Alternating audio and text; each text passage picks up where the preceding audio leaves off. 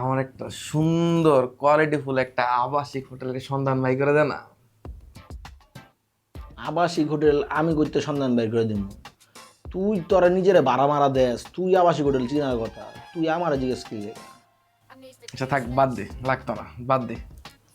না না, বাদ দিলাম না না। না না, বাদ দে, বাদ দে, থাক, লাগতো না, বাদ দে, লাগতো না। আচ্ছা, আবাসিক হোটেলে কি লেগে? থাক, বাদ দে, বাদ দে, ভালো লাগতো না, বাদ দে। তা কোন কোচিস কিলে আমার আবাসিক হোটেলের কথা কি লেগে? কি আবাসিক হোটেলে কি সমস্যা? তার তোর বাসা বাড়ি নাই? তুই আবাসিক হোটেলে এবি কেন? আচ্ছা, তুই যেটা এত ফর্জিত করতেছস, তুই আমার আবার ক্লোজ ছোট ভাই। আচ্ছা, ক্লোজ ছোট বা তুই আমার ক্লোজ ছোট বন্ধু, জুনিয়র ফ্রেন্ড, তুই আমার, তোর সাথে তো শেয়ার করা যায়। আসলে যে তোর ভাবি আছে না, রত্না, হ্যাঁ, অল্লাহ একটু কোয়ালিটি টাইম স্পেন্ড করতে চাইছে, বুঝছো? আচ্ছা। আমার দুইজন তো মন ভরে না। আরে আমি আর রত্না মিলা যাই একটা পার্কে, টাইম স্পেন্ড করি, কিন্তু ওটা তো মন ভরে না। ও একটু বুঝোস না, ও একটু বেশি চায়, আমিও তো একটু কেমন বুঝোস, তো আমি একটু চাই, একটু সামনের দিকে আগাইতে চাই, সুন্দর মতন টাইম স্পেন্ড করতে চাই।